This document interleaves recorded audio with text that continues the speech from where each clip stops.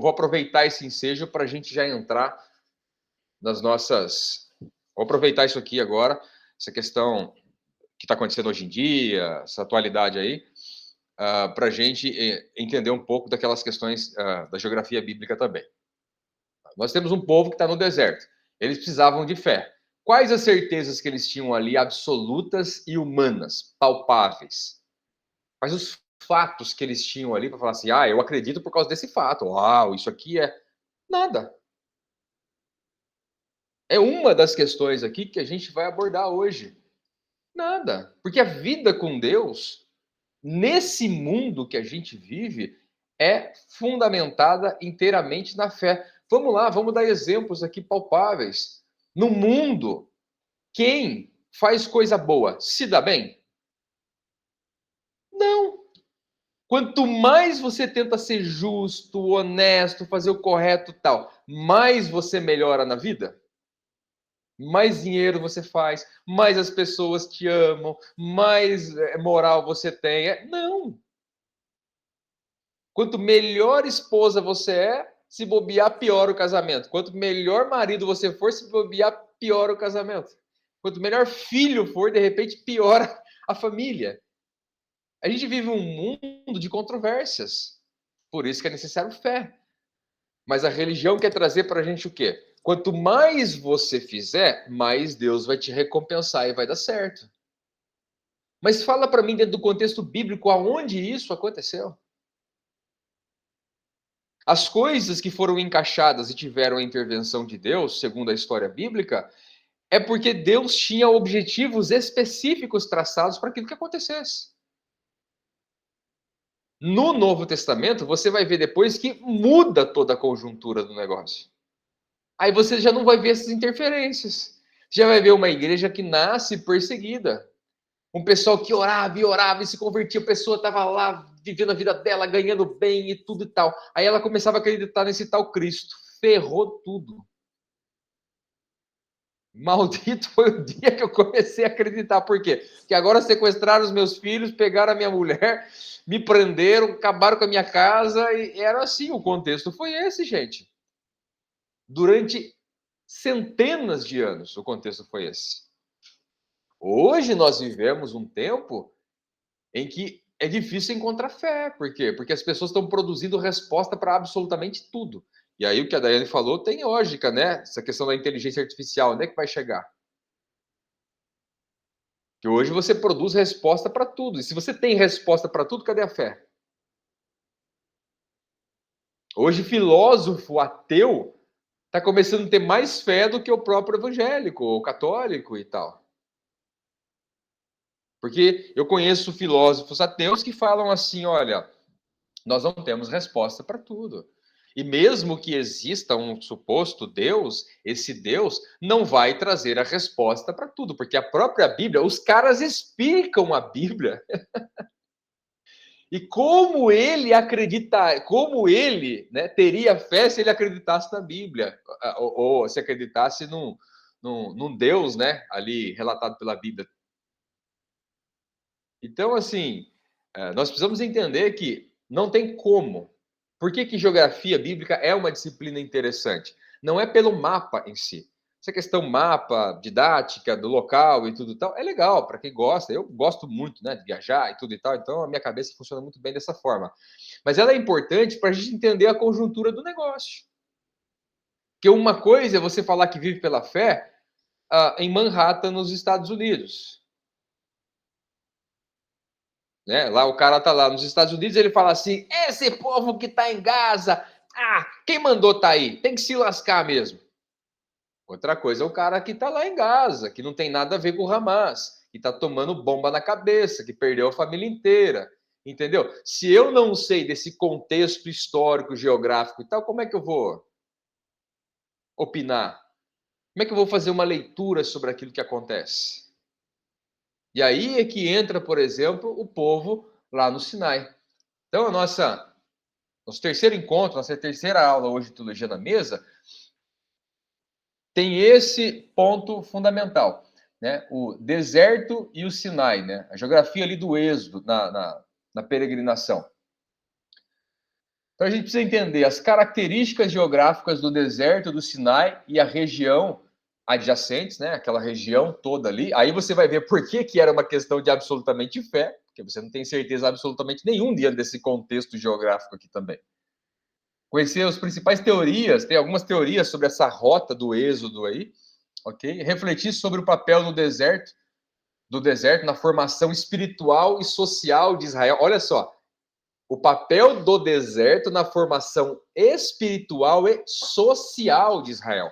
Houve objetivos claros de Deus na saída desse povo de Israel até chegar em Canaã.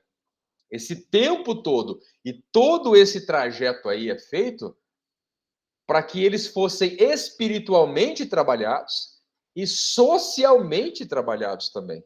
Imagine se eles saem do Egito e já entram em Canaã. 2 dias depois. Como é que você acha que ia ficar aquela terra? Era um pessoal que vivia há quanto tempo no Egito? Cultura egípcia, deuses egípcios, viviam completamente fora dos princípios, dos valores que Deus tinha para a vida deles. E quem fala assim, não, porque Deus foi lá libertar o seu povo. Que povo? Era um pessoal que nem vivia com Deus mais. E é isso que os religiosos não entendem. Não era um povo abençoado que estava orando pela libertação do faraó, que estavam lá querendo, porque... Não, tanto é que eles ficaram o quê? 40 anos reclamando, gente. Assim que saíram de lá, começaram a reclamar já. Então vamos lá, né? Vamos entender alguns pontos fundamentais aqui. O êxodo é uma jornada geográfica, histórica e profundamente espiritual. Esse é um ponto que a gente precisa entender. O deserto não foi apenas um lugar de passagem, mas de transformação. Guarde essas duas informações. Algumas características geográficas do deserto do Sinai. Bom, o Monte Sinai é uma montanha de granito onde a tradição relata que Deus se revelou a Moisés e entregou para ele as tábuas da lei. Lembra que eu falei para vocês? O único livro que Deus escreveu foi os 10 Mandamentos. Deus não escreveu a Bíblia. Deus escreveu os 10 Mandamentos e deu para Moisés. Ele não usou alguém para escrever. Certo? Então, é um local de grande significado religioso e histórico, que atrai até hoje milhares aí de peregrinos, turistas do mundo todo. Independente se a pessoa acredita ou não acredita, é um lugar histórico que é muito visitado. A Igreja Católica, o Império Romano, na verdade, né, fez ali o Mosteiro de Santa Catarina, construído no século VI. Está localizado ali no sopé da montanha, ok?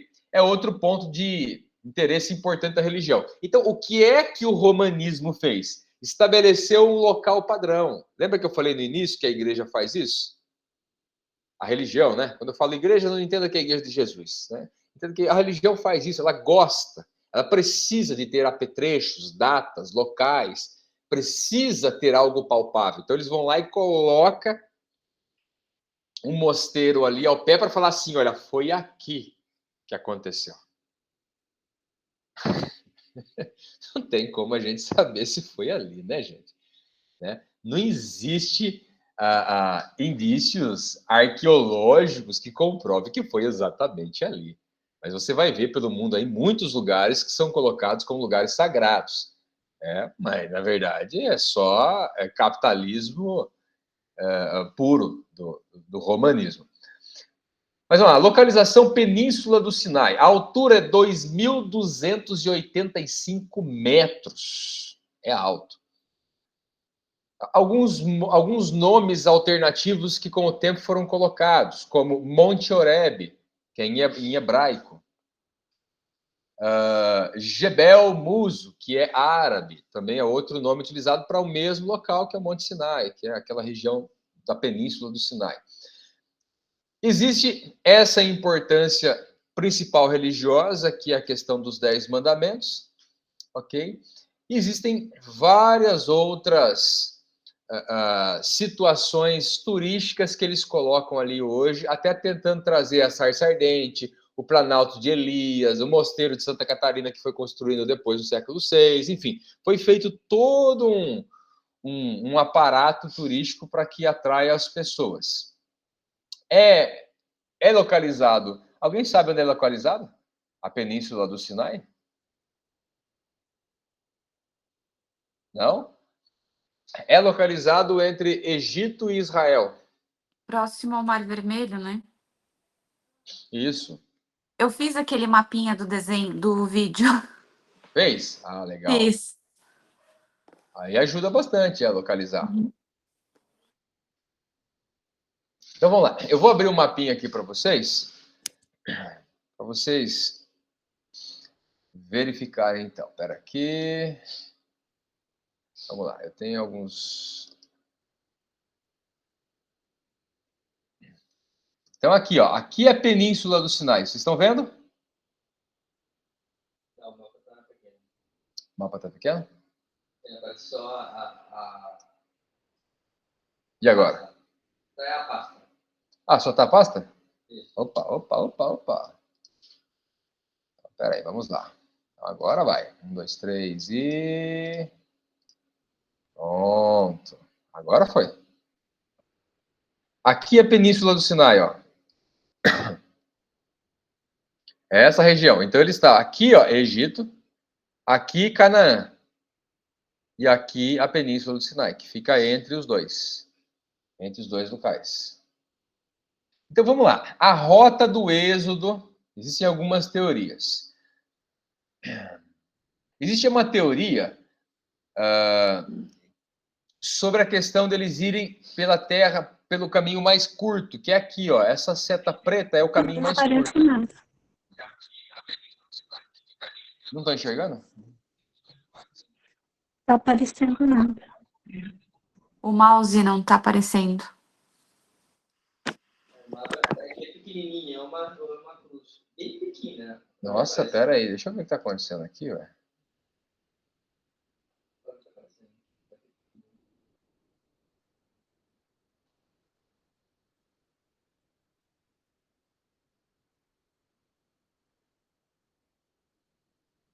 Parece uma cruz, só que pequena.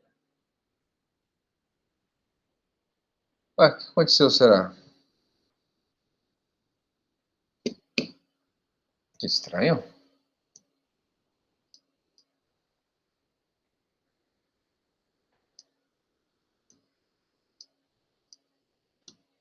Tinha um botão de ficar vermelho, mas agora tá parecendo uma cruz pequena. Uma cruz pequena? Sim. Dá pra enxergar porque uma tela grande, né, mano? Tá no celular. Ih, rapaz, então. Aí aparece agora, na hora sim. Deu? Apareceu. Ok.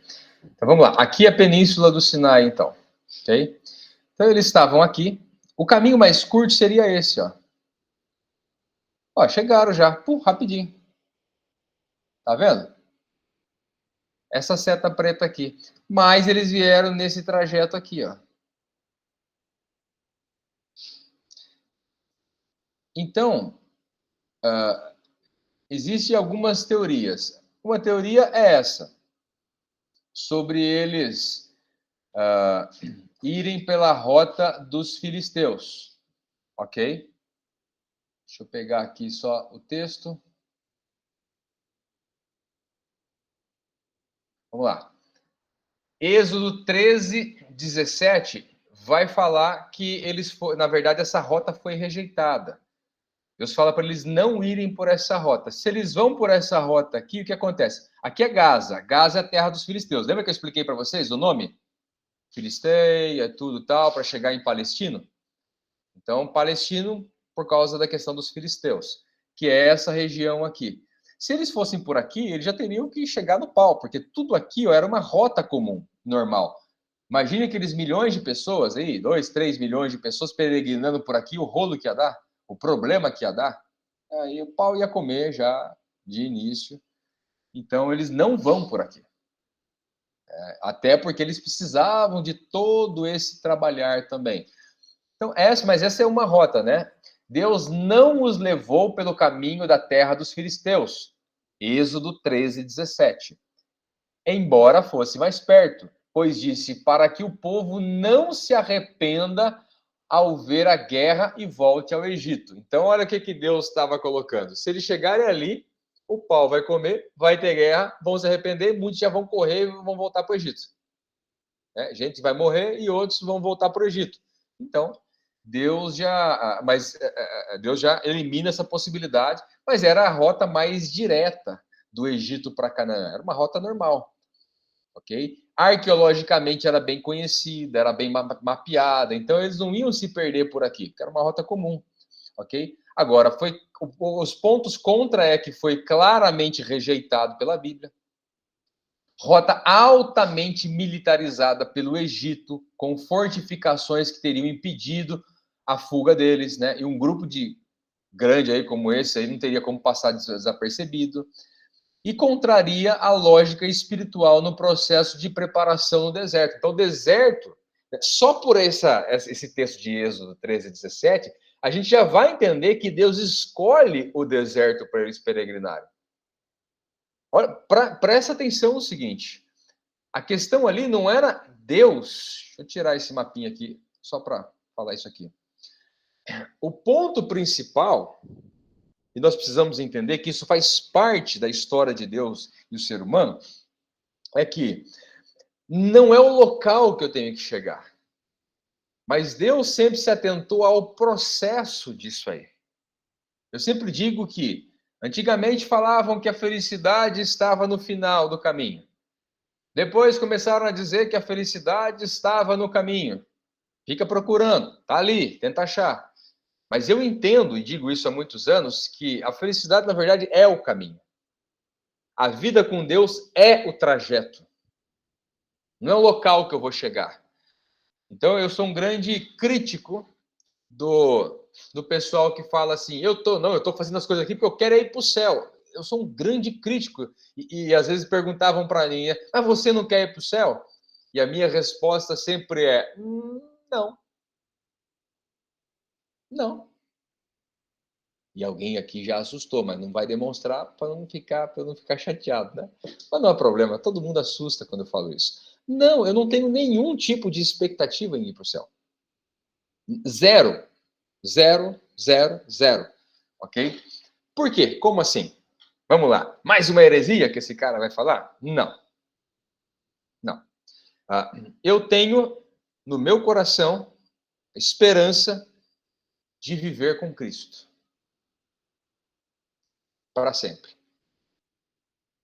E não viver mais nesse mundo. Só isso. Eu não penso em céu como um espaço. Eu penso em céu como a eternidade com Cristo. E eu não consigo nem projetar isso na minha cabeça. E não fazer isso é bíblico.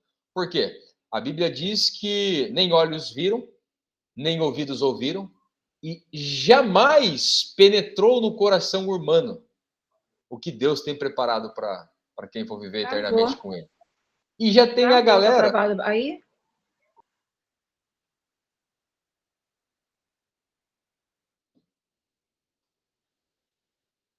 Acho que é a sua conexão, Sheila.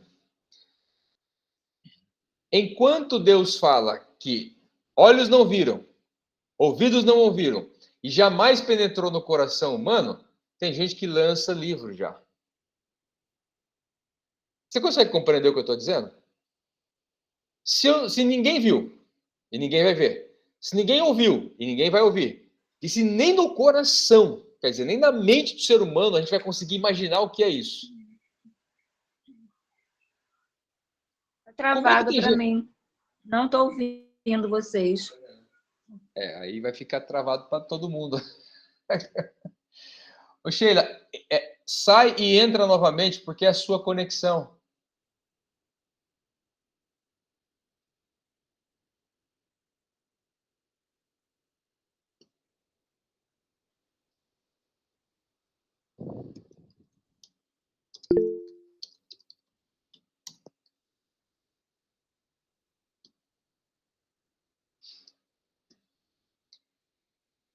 Então, eu preciso que vocês compreendam essa analogia que eu estou colocando, ok? Se jamais isso será possível para um ser humano projetar realmente o que é, como é que tem gente que lança livro? Como é que tem gente que fala que foi para o céu, viu isso, foi para o inferno, viu aquilo e tal? Isso é antibíblico. Então, o céu não me atrai, o que me atrai é Cristo. A pseudo-recompensa de galardão não me atrai, o que me atrai é Cristo. O objetivo final não me atrai, o que me atrai é Cristo. Mas Cristo não está aqui hoje. Então, a eternidade já está acontecendo. E Deus trabalha isso com eles aqui. Olha, o principal não é vocês chegarem lá. O principal é o que vai acontecer nesse caminho todo. Porque não vai ter lá se não tiver o caminho. E o caminho nos prepara, ou preparou eles aqui no caso, para aquilo que ia acontecer depois. Só que eles não estavam interessados em Deus. Eles estavam interessados em viver numa terra boa, legal, gostosa. Eles estavam interessados naquilo que Deus podia proporcionar para eles. E quanto mais Deus ia fazendo, olha o que eu disse no início. Você pode ser uma esposa excelente e mesmo assim o casamento está errado. Pode ser um marido excelente, mesma coisa, o casamento está errado. Você pode ser um funcionário excelente e o emprego está errado. Deus foi um Deus excelente com esse pessoal aqui no deserto, não foi não? Ou não foi? Pô, não tinha bar, não tinha restaurante, não tinha açougue, mas tinha comida. Não tinha nenhuma casa, mas tinha sombra. Não tinha cobertor, jacuzzi, não tinha ar-condicionado, mas tinha lugarzinho quente. Eles estavam no deserto. Era um processo de saída para chegar no outro lugar, mas eles não conseguiram entender isso aí. Mas mesmo assim deu errado. Para milhares e milhares de pessoas deu errado. Por quê? A lição geográfica que a gente aprende aqui é que o processo faz parte. O caminho é o principal. Porque sem ele não tem o local final. Outra teoria que é colocada é a teoria do Monte Sinai na Arábia Saudita. Então, colocam que situa o Monte Sinai atual na Arábia Saudita, na montanha chamada Jebel al-Lads. Essa teoria ganhou força entre estudiosos independentes, né, arqueólogos, ou algumas arqueologias alternativas e alguns cristãos evangélicos. E em Gálatas 4, vem falar que o Monte Sinai está na Arábia. Então, existe uma teoria que é diferente dessa que nós vamos trabalhar aqui daqui a pouco. Ok? Êxodo 19 e 1 Reis 19 sugere que o Sinai fica fora da terra de Midian, que em muitos mapas antigos corresponde lá ao noroeste da Arábia, que seria mais à direita aqui. Mas a teoria mais trabalhada aqui é exatamente essa que eu falei para vocês, que está correspondente nesse mapa aqui. Tá bem? Aqui, ó. Estão enxergando, correto? Então, é essa daqui, ó. Que é o quê? A rota tradicional, via sul da Península do Sinai. Ok? Acredita-se que o Monte Sinai seja o Jebel Musa. Acredita-se que seja, por isso que não dá para a gente ter certeza.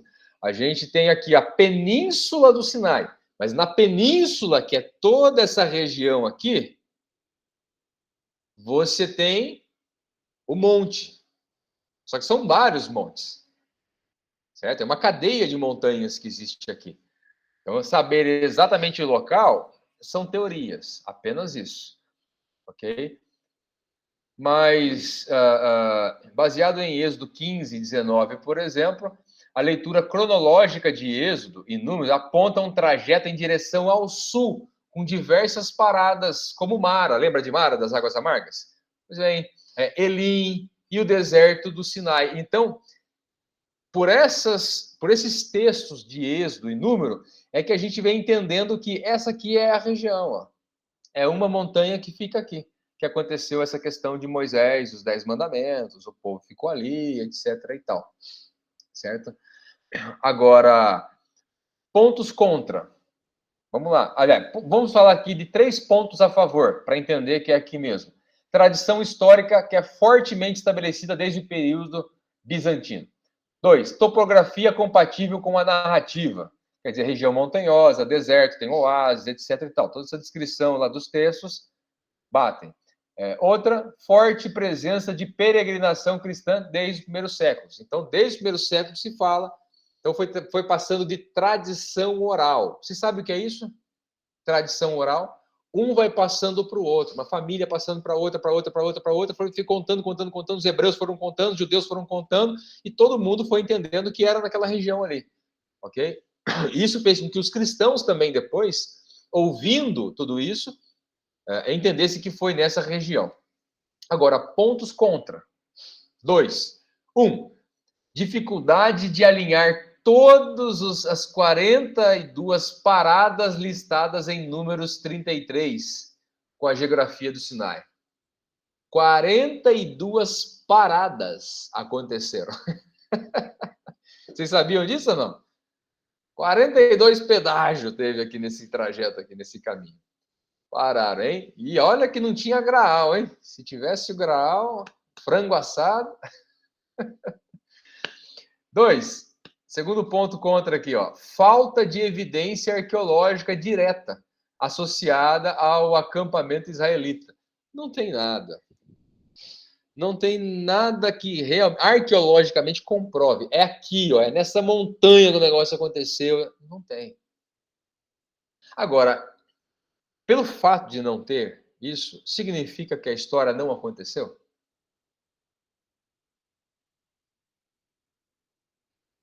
Pelo fato de ninguém saber o local exato, por exemplo, ali, foi aqui, nessa pedra aqui que o Pedro Álvares Cabral colocou o pé dele assim que ele desceu. Significa que a história não aconteceu?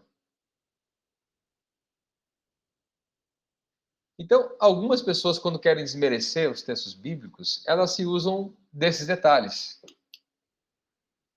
O que a gente precisa entender sempre, eu sempre vou pegar no pé de vocês em relação a isso e lembrá-los, é que o mais importante é o contexto. É todo o contexto histórico. E não um detalhe ou outro. Ah, mas esse detalhe, né? Como os caras ficam debatendo, às vezes eu vejo na internet, né? Não, mas é essa pedra aqui que não. Não, porque é na descendência do filho de... Entenda o contexto histórico, que é muito mais importante para tudo isso. Ok? Então, existe uma comparação dessas 3 teorias e a mais aceita é essa daqui exatamente, esse trajeto que foi feito. Ponto. Agora, o impacto do deserto na formação espiritual e social daquele povo que estava peregrinando. Vocês estão me enxergando também? Então, né? Legal. Então, o impacto do deserto na formação deles. Primeiro, dependência de Deus. Era um povo que estava sob a dependência dos egípcios, correto? E agora, eu vou fazer uma comparação aqui só para vocês darem risada.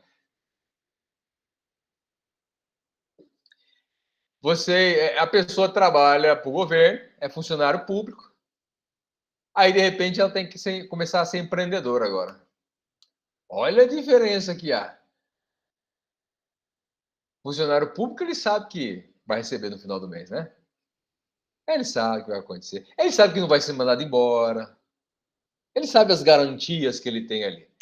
Ok? E o empreendedor sabe do quê?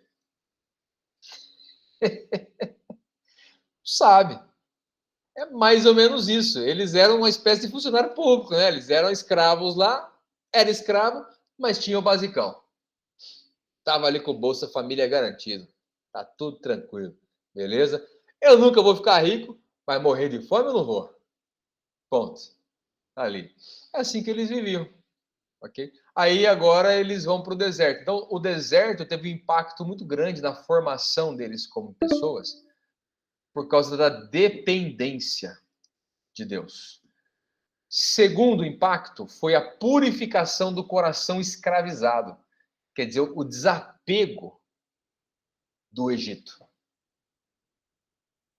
Eles viveram durante décadas escravizados ali. E agora eles precisavam aprender a ter um coração diferente.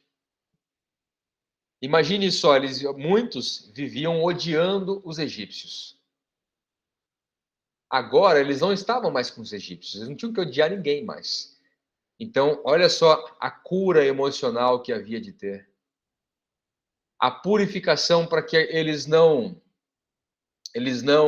vivessem mais com os deuses egípcios, ou embaixo de um jugo dos deuses egípcios. Tudo isso fez parte da formação espiritual deles. Outro ponto, outro impacto que aconteceu, a formação da identidade como um povo. Eles não tinham identidade ali. Eles precisavam agora adquirir essa identidade. Ah, mas nós somos filhos de Abraão, de Isaac, de Jacó, que é o Israel. Tá, mas quando eles ficaram no Egito, eles não tinham identidade própria mais. Eles absorveram a identidade egípcia. Todas as vezes que povos governaram a vida deles, eles foram absorvendo muitas características, culturas, crenças. E um outro ponto aqui que cooperou muito para a formação espiritual deles foi a questão da fidelidade. E fidelidade só faz sentido, e marque isso para a sua vida, fidelidade só faz sentido quando há provação. Eu gosto de ensiná-los a pensar, ok? Eu espero que eu consiga sempre provocar vocês a pensarem, a refletirem. Entenda o seguinte, para que haja a demonstração da paciência, é necessário que tenha uma situação que exija isso. Para que haja a alegria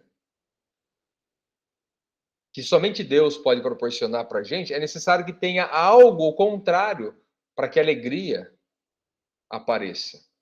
Para que apareça a fidelidade, é necessário que exista uma provação ou uma tentação. Então, sempre que você falar uma palavra, para que ela seja realmente real na nossa vida, é necessário que o oposto se manifeste. Deu para entender? Para que o amor seja manifestado, tem que haver o ódio, a raiva, a desilusão, a frustração. Senão o amor não é manifestado. É muito fácil eu falar, eu amo meu filho. É muito fácil. Porque vai ser difícil eu provar que realmente é um amor meu para o meu filho. Porque é meu filho, né? Aí entra o meu egocentrismo, entra o meu eu, entra o narciso em mim, né? É o aspecto narcisista. Você pode ver que, vou fazer uma pergunta para vocês aqui, porque tem esse ponto psicológico do deserto também. O deserto, eu vou fazer uma pergunta aqui, pancada, e gostaria que vocês respondessem. O deserto, na visão psicológica, funciona como um reset emocional e cultural daquele povo. Olha como é interessante e é necessário isso aí, porque o narciso fica dentro da gente. Você ouve falar muito do narcisismo hoje em dia, né? Mas a galera que fala, a maioria nem sabe o que é isso. Qualquer pessoa que não concorde, narcisista. É um narcisista. O cara foi jogar bola, marido narcisista. Né? Mulher agora está fazendo academia, ou sei lá o que, caminhando, narcisista. Colocou sua opinião, narcisista, só porque ele tem opinião. Então, tudo virou narcisismo, mas nada disso tem a ver com narcisismo. Mas responda para mim.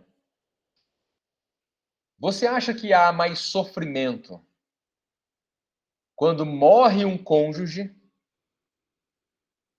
ou quando o cônjuge trai o outro? Aonde há mais sofrimento? Na traição ou na morte? Acho que só passando para saber. Eu não teria uma resposta formada, eu acho. Eu acredito que quando morre. Eu acho que, na minha opinião, é na traição. 99% dos profissionais de saúde mental vão dizer que é na traição.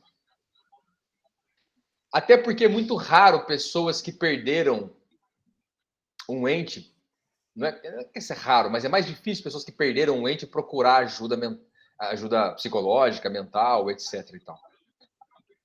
O índice de pessoas que estão em depressão, com transtornos psíquicos de diversos tipos, que sofreram uma traição ou que perderam, é muito diferente. A traição, ela sempre vai... Para você ter uma ideia, só para você ter uma ideia, a traição, a dor da traição, ela se equipara a um trauma de guerra.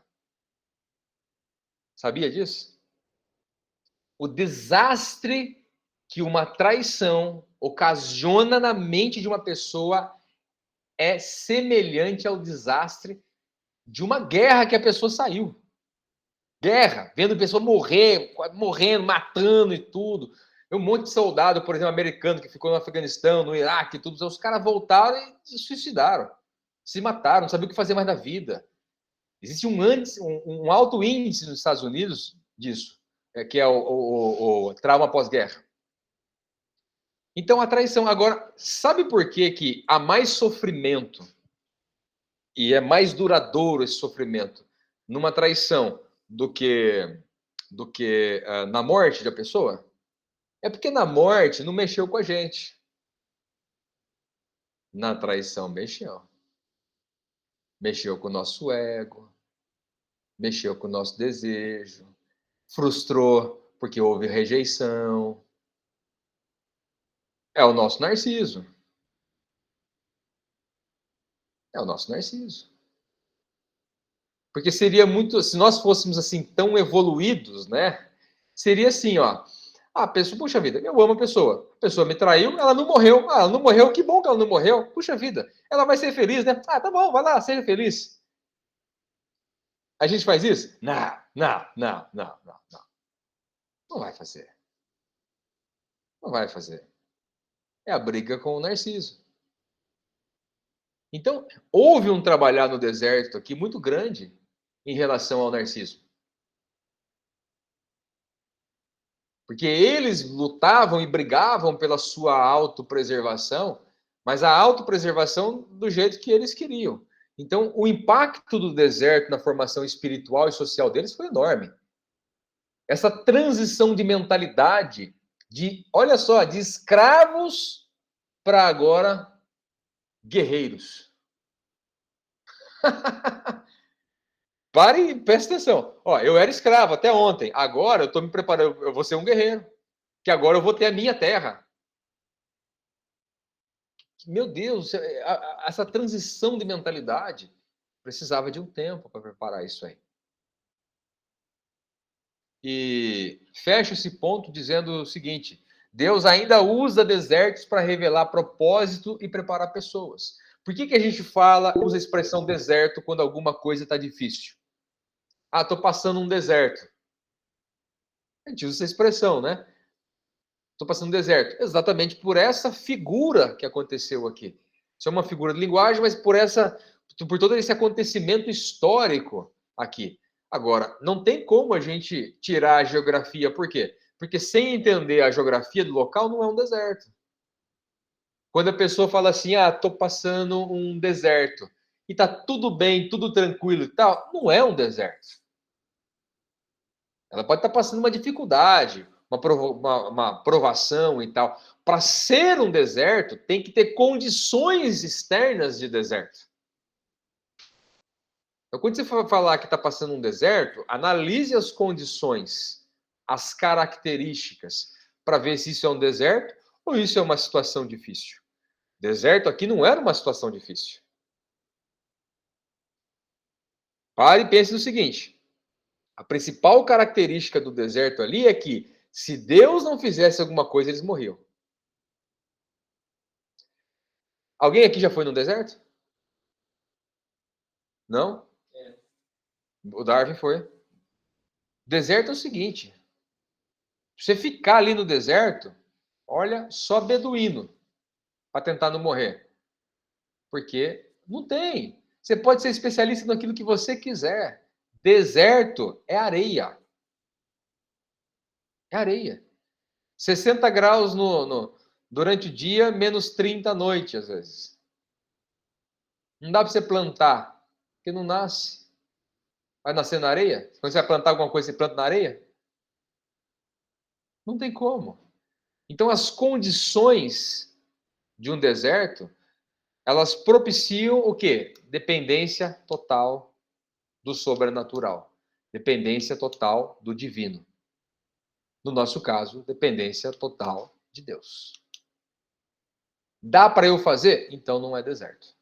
Então é luta. Ok, tem uma luta ali, uma luta aqui, outra ali, tal. Mas deserto é isso. E a gente precisa compreender isso. Quem levantou a mão? Foi a Daiane? Tem a questão também, né, Everton, que muitos que foram para o deserto, que saíram do Egito, não entraram em Canaã, mas sim os seus filhos, né? Então teve uma preparação de uma nova geração baseada na tradição oral, experiência que os pais estavam passando no deserto, já foram transferidos para os seus filhos, né?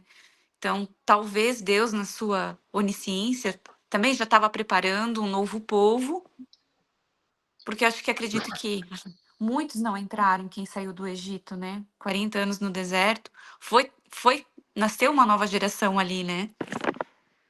Sim, claro, com certeza. Né? Tem pessoas que nasceram no deserto, tem outros que viveram e cresceram no deserto.